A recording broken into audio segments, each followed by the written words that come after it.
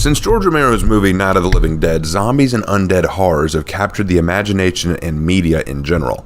And why not? They're an easy horror monster that we can create real fear, tension, and drama out of if used right. But fantasy has made use of the undead as well, and I believe it's valuable to understand how they are used in fantasy media and, as we do in the series, discuss how they would work in the real world. Let's talk about the undead and how they would interact with the real world. This is Fantastical History. To discuss the undead, let's first address the elephant in the room. There are countless explanations for how the undead can be made. Classic zombie literature teaches us that the undead are a virus or plague that kill the human host, bring them back to life through reanimation, and the corpse is now flesh-hungry, seeking to consume and devour any living human in their path, acting like an extension of the virus they are infected with. Any human bitten by one of these zombies then will become one as well. This is the most famous interpretation, but it would be wrong to ignore the others, so let's briefly discuss them. Necromancy is also a popular one. This is where a form of magic or sorcery is used to bring back the dead and make them your soldiers or your minions. The undead are usually bound to servitude by the one who brought them back. And necromancy can have various rules depending on the source material it's from, and it's almost always seen as taboo or evil in nature because it interferes with the natural world order. The undead in this circumstance aren't necessarily trying to eat you, but more often just to destroy you, but we'll get into their nature a bit later. The other popular one is a category all its own that I call the death cheaters, or cheaters of death. This is a broad category that usually refers to when someone by their own power or someone else brings back a dead individual, but this individual has not lost any of who they are.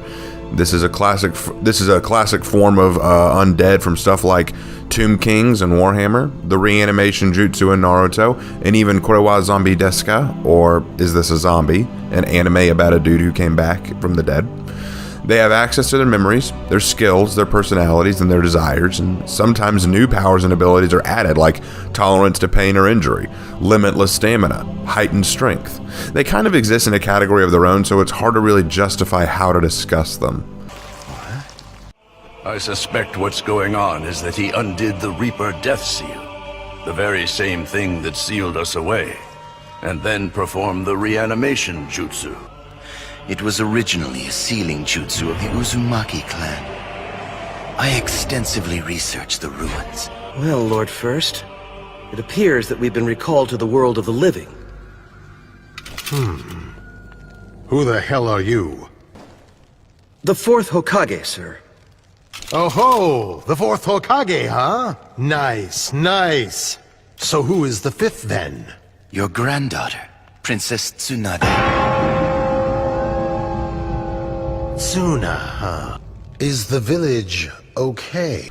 But let's talk about the other point, the nature of the undead, and as before, this will matter a great deal. The classic zombie is mindless, driven by hunger and mindless tenacity. They feel no fear, no hesitation, and no sense of self-preservation. They will do anything to reach their target and will devour without mercy or compassion. They do not have the mental faculties to use tools or weapons, and they cannot figure out basic barricades or puzzles to reach their prey, often walking in a straight line towards their target, running into traps, fire, walls, all of which in their mad attempt for food. They are invulnerable to death except for their brain, which if destroyed will end them for good. And this can make them somewhat easy to deal with because they have a clear and obvious target, but they're still rather intimidating because anything else just isn't sufficient to kill them. Still, they're a viable threat. We'll talk about that in the last part of the video. The necromancy undead warriors like Draugr are a bit more interesting to discuss. They usually can use weapons, tools, and armor. They can also figure out how to seek their targets. They aren't going to wander blindly into traps often, and if they do, it's not always obvious to them. They also might have access to old strength or skills once thought lost, like the Draugr being able to use the Thum, a power that they might have had in life. However, if they are reanimated by a source or sorcerer, they might be loyal to their single entity, serving their every desire and fighting on their behalf. And in this case, they do have a directive, and that can inhibit or control behavior. But as a general rule, the classic undead warriors are used as guards or wards against invasion. They will be tireless, restless, fearless, and unhindered by typical conventional weapons. Unlike classic zombies, they can be killed through enough physical trauma, so the brain isn't their only weakness, but they make up for this by being intelligent enough to fight using weapons and skills. Now, the cheaters are a mixed bag. In the case of the reanimation jutsu from Naruto, the undead are former warriors brought back to fight for their master, but they have their old powers, skills, memories, and strengths. They will think, they will anticipate, and they will calculate their actions. However, their will is not their own. They fight at the behest of the jutsu caster, whether they want it or not. This makes them a terrifying threat in the battlefield. You seem to be misunderstanding something. Now that all of us here have been revived, at nearly our original power, this reanimation jutsu of yours will not be able to bind me. He acquired my cells and enhanced his power to bind us. Tobirama, your instincts have dulled a bit. And in Warhammer, the Tomb Kings are former kings, rulers, and warriors brought back through sorcery that now seek to rebuild their empire and conquer. They are intelligent, crafty, and scheming. They can plan tactics, tame beasts, and even be diplomatic. They are frightening to behold, but they function almost no differently than a normal human in terms of intelligence and battle capability. In Monster Musume and Korewa Zombie Deska, the zombies are very human in attitude and nature. Zombina is a stitched-together undead girl who is used as a shock trooper because of her invulnerability to damage and can stitch her body parts back together if she needs to, while Ayumu can do the same thing but dries out in direct sunlight, has access to near limitless strength, and if at the cost of breaking his bones, can survive almost any fatal injury. As you can see, the undead are hard to get a grasp of. But for the sake of discussion, we're going to mostly ignore the cheaters of death. The rules are too spread out and we won't be able to get a clear understanding or baseline for how they would be treated since there's so many different versions of them. Instead, we'll look at the other two. Now, when talking classic zombies, I highly recommend the book Zombie Survival Guide and World War Z, both by Max Brooks, who explains very well a realistic and believable scenario in which zombies could become a real threat. I do not recommend the movie World War Z because it does the book incredible disservice. It is nothing like the book and should not be considered at all feasible as a zombie story. A lot of the reason these books are so good has to do with the government incompetence, the faulty nature of the media, and the inability to communicate truth. These points are what allows the zombie virus to get out of hand. He goes into deep detail on skills and weapons that would be useful for dealing with zombies as well. However, I'd take all of what he says, though, in that regard with a grain of salt. In his book, he argues that plate mail armor would be too heavy for practical use, buying into the idea that plate mail is cumbersome and heavy, which it isn't. In fact, I'd argue that plate mail would be a great benefit for knights of the medieval world against these beasts. He also says the katana would be one of the best weapons you could use, and while he's not wrong, I would disagree that it's the best. I would say pole arms like glaives, axes, and halberds would probably be more effective for keeping the beast at a distance while getting in solid chopping power. Thrusting weapons like spears or rapiers would be less useful only because they require very good accuracy to be effective, and it's hard to guarantee accuracy when in a pressured situation. I'd rather have a large and bladed slashing weapon to hold off a zombie at a distance and cut off the head or neck with it. Now, I doubt the zombie virus would be a true threat to the ancient world like we imagine it would. For one thing, the reason zombie viruses spread so quickly in modern world stories like World War Z is because of how close people in our society live and interact. In the medieval world, a plague spread by biting would be very difficult to spread fast and effectively because people did not live in such close proximity in every given territory.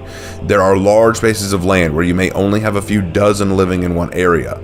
Also, the medieval world was far more quick and willing to quarantine those considered unclean or sick. They would also be much less hesitant to execute those infected. Personal survival outweighed attachment in many circumstances. Max Brooks even points out in his book that the Roman Empire especially would have handled them with expert efficiency. He talks about a battle where the Roman legion digs deep trenches filled with lamp oil, then setting up lines on the other side of the trench, allowing the zombies to stumble in, igniting the trench, and then butchering any that managed to crawl out. He even addresses the manner in which Romans treated zombies near the end of the Roman age, when a zombie wanders out to attack a mother and a child, and a Roman soldier steps forward to defend them and cuts off the head expertly, and then reports it to his superiors to let them know that there may have been an outbreak nearby. Barely even a problem. With that said, however, he paints a dim view of medieval society, claiming that they give way to religious superstition and would try to defeat the zombies with holy weapons or means, and their armor would be too heavy or cumbersome to be of much use. I find this ridiculous. The medieval church tried very hard to quell and dispel superstition during the medieval age. They would have actually held on to any Roman documents discussing how they dealt with zombies and would likely share that information. But leaving that aside, the armor of a knight would be of great advantageous use against the zombie bite, making them harder to infect. The battlefield tactics of medieval knights and soldiers would be much more adequate for dealing with hordes of enemies, and the use of cavalry would allow for hit-and-run tactics, barreling through an enemy line, and since the zombies aren't going to be smart enough to defend themselves or get out of the way, most would be trampled underfoot. Heavy-bladed weapons would prove very effective against the undead as well, but more important than that are the fortresses that could be reinforced and barricaded for long periods of time to hold off the zombies. See, one thing that a lot of zombie stories don't talk about is that given time, weather, and natural forces, the dead will decompose over time, and as long as fortresses are well supplied and stocked, there's no doubt they could potentially withstand the lumbering hordes for a long time, even if the fortress were somehow breached or it was not useful. In a time where survival and preservation are paramount, citizens will find ways to endure that they will withstand the horde. They will build barricades, they'll light fires, they'll burn dead bodies, and quickly learn the best ways to hold off what they would consider demons. Consider also that the medieval world would find new ways and practices of how to deal with them. If it became, like for example, if a zombie outbreak happened in, say, Sicily, messengers and word would spread throughout the medieval world and people would hear about this instance and start making preparations. If a messenger got bitten and rode all the way to a neighboring kingdom to warn them, then died in the castle and reanimated, I think that he would be put down on the spot and many people would say, okay, this is what we saw happen. One of the things that we see today is quite often a zombie outbreak gets started because we have a zombie, a dude who comes back to life, and the people who know this person go, oh no, he's okay, everybody, he's okay, and they go to help him only to get bitten themselves. In the medieval world, that probably wouldn't happen. The minute they see a dead dude come back to life, their first thought is, this is not natural, this is not normal, put it down. Because like I said, survival instinct becomes paramount. That's why I think the medieval world would be able to handle zombies a lot better today because, like I said, number one, more spacious. They have more space between them. They're not all living in close proximity together. Two, a lot quicker to put down obvious threats and not question what's going on. And three, they would not give way to superstition. They'd try to quell superstition and try to deal with things in the most quick and logical manner possible. So that's my stance on Max Brooks. Now, how would we hold off a horde today? What advice could I give to survive a zombie outbreak if one happened today? Well, maybe that'll be a video for another time. Comment below if you're a bit interested in that. But leaving that aside, let's now talk necromancy and Draugr type undead, because they're a different matter. Since they're effectively soldiers, they aren't quite as easy to withstand and might be skilled enough to engage in a warrior combat. The question will be numbers, positioning, and manner of sorcery that brought them to be. In the days of the Roman Empire, the organizations of the legions would be a force to be reckoned with, and it might be enough to counter the hordes of the undead. But if they are armed properly and have any degree of combat capability, they will prove a real threat. The key will be to eliminate the source of them, either the sorcerer who conjured them up or the curse that did it. This would give rise to an inquisition and possibly a little bit of religious extremism in the highest sense. The knowledge that witchcraft could bring forth armies of the undead, it would spark literal witch hunts and a fierce controlling of the populace. Because there's something to be genuinely afraid of. If you can bring back dead people to fight for you, you have almost a limitless source of warriors. That's not something you want to have happen. Necromancy would be strictly outlawed. Now, I know it's a form of magic, and I'm waiting to talk about magic in another video once I've had time to really explore magic as a realistic concept. But for now, when talking on necromancy, we can safely assume that it would be prohibited and maybe even punishable by torture, death, and certainly excommunication. The concept of reviving the dead without their will would be an affront to God and the church. Into the modern era, if by some miracle the secrets of necromancy were ever discovered and these undead could learn to use modern weapons, the situation would quite literally be far worse. Undead boast incredible resilience and a lack of fear. Undead soldiers with guns would walk through a hail of bullets and possibly endure it. Now, it's an assumption, of course, but it must be considered. Because of this, the common society would view it as wrong, dangerous, and illegal. Any use of it would be considered a war crime, since it is disrespectful to the dead, and potentially a bioweapon, since dead bodies can carry diseases and bacteria, and that's harmful to humans. I don't see it becoming an issue in the modern day as much, only because, like nuclear bombs and the like, it would certainly be considered a weapon of mutually assured destruction. But not only this, we have to assume the secrets of necromancy are carried into the future to be used again at all. Now, as for the possibility of intelligent, rational, and human-like undead such as Zombina or Ayumu, it's doubtful at best that this would ever be possible. However, if it was something that could be done, I think it would be seen as a medical phenomena. Medical science would certainly use such specimens for research and discovery to conquer death and other ailments that could cause it. These people would face a veritable lifetime of use to be in military work as bullet-absorbing shock troopers like Zombina, or just as lab rats. I can't imagine it would be a pretty existence. So the reality is this. When talking about zombies, undead, or just the rational death cheaters, they're a little bit of a stretch to imagine in the modern world. In the medieval world, I believe that both zombies and the undead, I think the medieval world would have ways of dealing with them. And the undead, like the Draugr and the like, would be more difficult to deal with for them, only because they would actually fight and be somewhat capable of engaging in combat with weapons and armor.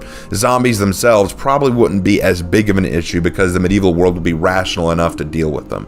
And as for rational thinking intelligent zombies such as Zombina and Ayumu and others, I think that they would probably face a very difficult existence, because since mankind has always tried to seek the answer to mortality and try to find ways to live immortally, zombies would be the perfect example of how that could possibly work. I highly recommend exploring some concepts of it, like in One Piece on Thriller Bark, where we have Dr. Hogback, who tried to create zombies through a use of sorcery and science.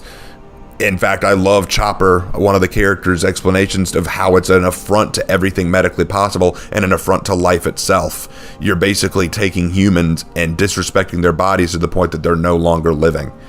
And it even asks some real questions about what it means to be alive. Is living simply drawing breath? Isn't living more than that? Interesting questions to consider, and something that you wouldn't expect about a show about a rubber man going out to be king of the pirates. But again, that's for another time. All right, guys, thank you so much for watching this fantastical history. I hope you've been enjoying the series. Please leave a comment down below with your thoughts and your opinions, and what some other fantastical history subjects you'd like to discuss in the future. And take care, guys. I will see you in my next video.